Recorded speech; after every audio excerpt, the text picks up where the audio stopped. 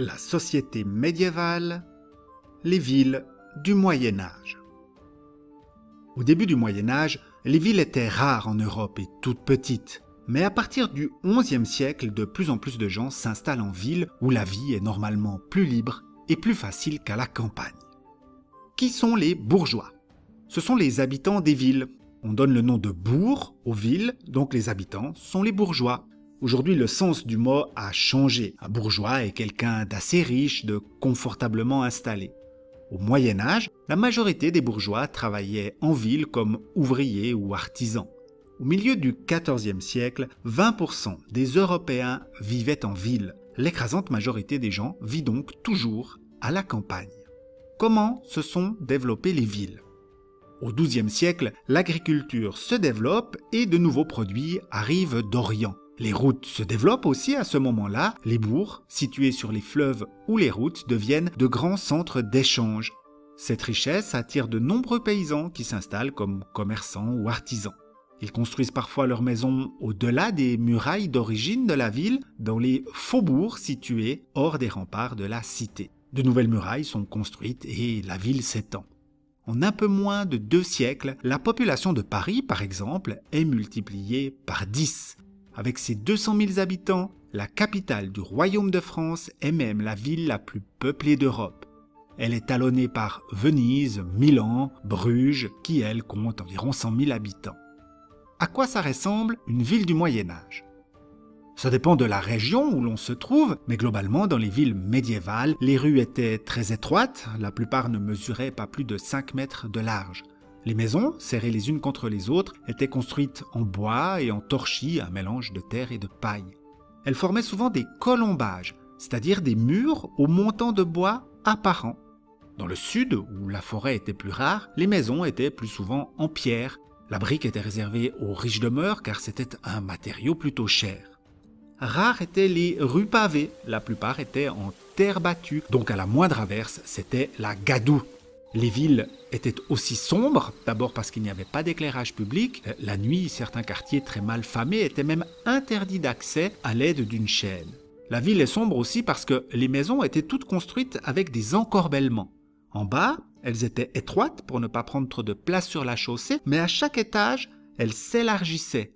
En haut, elles se rejoignaient presque d'un côté à l'autre de la rue, si bien que la lumière du soleil ne pouvait que difficilement passer. On imagine bien quel ravage pouvait faire un incendie dans une telle ville, d'autant plus qu'au Moyen-Âge, il n'y avait pas de pompiers. Les habitants essayaient d'éteindre les feux en allant remplir des seaux aux fontaines ou dans les rivières. Quelles sont les parties importantes d'une ville? Il y en a plusieurs. Il y a déjà les fortifications qui entourent la ville. Elles sont faites d'une part pour se protéger des brigands et des ennemis, mais aussi pour bien se démarquer de la campagne. Les nouveaux bourgeois, les nouveaux habitants des villes, ne voulaient pas être confondus avec les paysans. En réalité, c'était aussi un peu la campagne dans la ville. À l'intérieur des murailles, il y avait des prés avec des vaches, des vignes, des potagers et des poules dans les cours des maisons. Ce sont les habitants qui surveillaient l'enceinte à tour de rôle et gratuitement. Chaque métier devait 1 jour de garde par semaine. Le beffroi était le clocher de la maison commune, l'hôtel de ville d'aujourd'hui. Il ne faut pas confondre ce beffroi avec le beffroi utilisé dans l'attaque du château et qui est un engin de siège. La cloche du beffroi ne sonnait pas les heures des prières, comme celle des églises, mais l'heure du début et de la fin du travail, et celle du couvre-feu quand la nuit tombait. Couvre-feu, c'est le moment à partir duquel on n'est plus censé être en dehors de chez soi.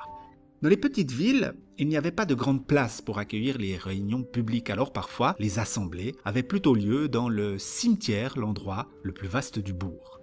Quel lien entre les seigneurs et les villes? Des liens qui deviennent compliqués. En effet, les villes sont de plus en plus puissantes et riches. Elles n'ont plus besoin d'un seigneur pour les protéger. Dans certaines villes, dès le XIIe siècle, les bourgeois se révoltent contre leurs seigneurs. Ils obtiennent ce que l'on appelle des franchises, c'est-à-dire le droit de ne plus payer d'impôts aux seigneurs. Certaines villes firent signer aux seigneurs une charte, donc un document écrit pour qu'ils reconnaissent leur liberté. La ville se gouvernait alors toute seule. Et ces villes libres, très nombreuses en Italie, en Espagne et en Allemagne, étaient appelées des communes. Elles sont dirigées par des maires recrutés parmi les bourgeois les plus riches de la cité. Quelle place pour la religion en ville? Une place importante. L'Église est présente dans les villes par ses constructions, par les fêtes, mais aussi par les services qu'elle offre à chacun et surtout aux plus pauvres.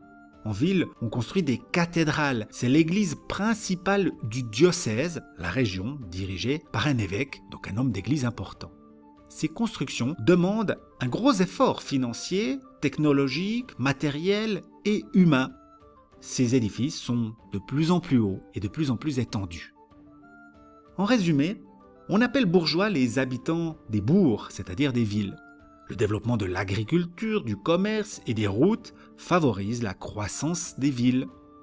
Leurs ruelles sont étroites, il y fait sombre et le risque d'incendie est bien réel. Entourée d'enceintes, la vie en ville est rythmée par le son du beffroi. Riches et puissantes, les villes se détachent de l'autorité du Seigneur par des franchises et des chartes. La religion reste importante, les églises se multiplient et le plus imposant des bâtiments de la cité est la cathédrale, le siège du pouvoir de l'évêque.